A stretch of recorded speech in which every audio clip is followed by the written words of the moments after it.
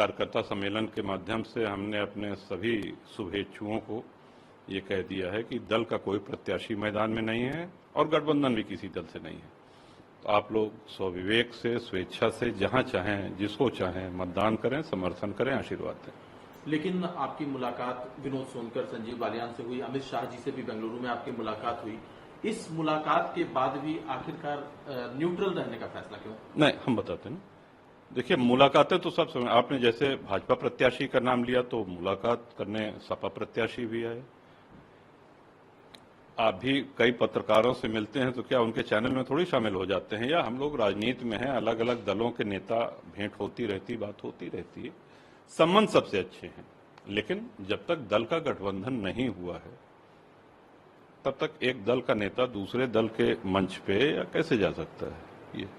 लेकिन राजा भैया, जब राज्यसभा के चुनाव हुए थे उस समय में आपने जी एक स्टैंड लिया था, लेकिन इस बार वो स्टैंड जब नहीं, गत 8 वर्षों से। ये द्विवार्षिक चुनाव है, इसलिए कि हम दर्शकों को भी बता दें कि हर 2 वर्ष पे राज्यसभा का और विधान परिषद के चुनाव होते रहते हैं। इसमें विधायक वोट देते हैं और राज्यसभा और विधान परिषद के सदस्य चुने जाते हैं। तो ये 2018 से हम देते आ रहे हैं। जब आवश्यकता पड़ती थी तो भाजपा के संगठन के कुछ लोग आए और माननीय मुख्यमंत्री जी ने बुलाया। उन्होंने कहा कि वोट चाहिए, हमने कहा ठीक है, तो तब से हम देते आ रहे हैं। लेकिन जो आपका स्टैंड है तो उसको लेकर के कार्यकर्ताओं में गुट बन गया है। कुछ लोग सरोज जी के समर्थन में खुलेआम देखे गए हैं। तो आप जो जहां है खुलेआम है, उसमें कहीं कोई दबने वाली बात नहीं है। जो जिसके भी समर्थन में खुलेआम है।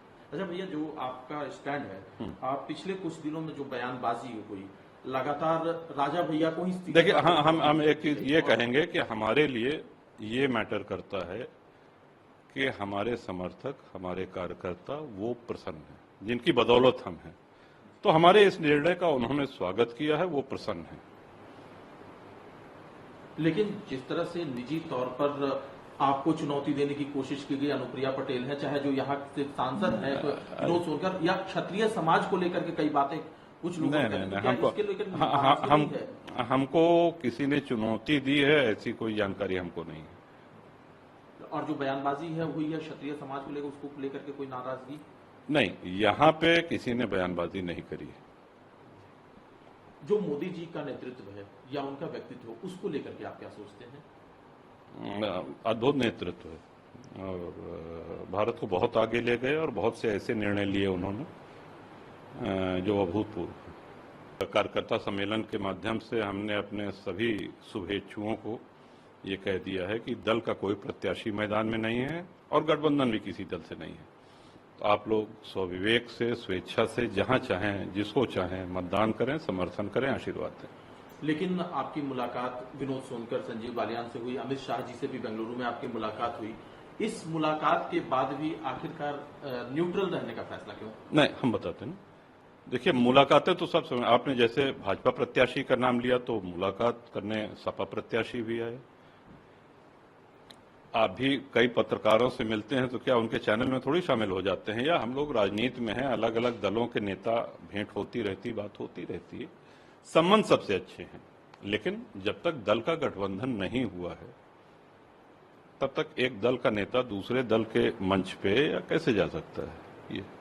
लेकिन राजा भैया, जब राज्यसभा के चुनाव हुए थे उस समय में आपने एक स्टैंड लिया था, लेकिन इस बार वो स्टैंड जब नहीं, गत 8 वर्षों से। ये द्विवार्षिक चुनाव है, इसलिए कि हम दर्शकों को भी बता दें कि हर 2 वर्ष पे राज्यसभा का और विधान परिषद के चुनाव होते रहते हैं।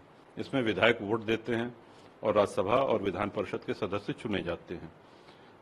तो ये 2018 से हम देते आ रहे हैं। जब आवश्यकता पड़ती थी तो भाजपा के संगठन के कुछ लोग आए और माननीय मुख्यमंत्री जी ने बुलाया। उन्होंने कहा कि वोट चाहिए, हमने कहा ठीक है, तो तब से हम देते आ रहे हैं। लेकिन जो आपका स्टैंड है तो उसको लेकर के कार्यकर्ताओं में गुट बन गया है। कुछ लोग सरोज जी के समर्थन में खुलेआम देखे गए हैं। तो आप जो जहां है खुलेआम है, उसमें कहीं कोई दबने वाली बात नहीं है। जो जिसके भी समर्थन में खुलेआम है। अच्छा भैया, जो आपका स्टैंड है, आप पिछले कुछ दिनों में जो बयानबाजी हुई, लगातार राजा भैया को ही देखिए, हम एक चीज ये कहेंगे कि हमारे लिए ये मैटर करता है कि हमारे समर्थक, हमारे कार्यकर्ता वो प्रसन्न हैं, जिनकी बदौलत हम हैं। तो हमारे इस निर्णय का उन्होंने स्वागत किया है, वो प्रसन्न हैं। लेकिन जिस तरह से निजी तौर पर आपको चुनौती देने की कोशिश की गई अनुप्रिया पटेल है, चाहे जो यहाँ से सांसद है विनोद सोनकर, या क्षत्रिय समाज को लेकर के कई बातें कुछ लोग हमको किसी ने चुनौती दी है ऐसी कोई जानकारी हमको नहीं है। और जो बयानबाजी है हुई है क्षत्रिय समाज को लेकर, उसको लेकर के कोई नाराजगी नहीं, यहाँ पे किसी ने बयानबाजी नहीं करी है। जो मोदी जी का नेतृत्व है या उनका व्यक्तित्व, उसको लेकर के आप क्या सोचते हैं? अद्भुत नेतृत्व है और भारत को बहुत आगे ले गए और बहुत से ऐसे निर्णय लिए उन्होंने जो अभूतपूर्व।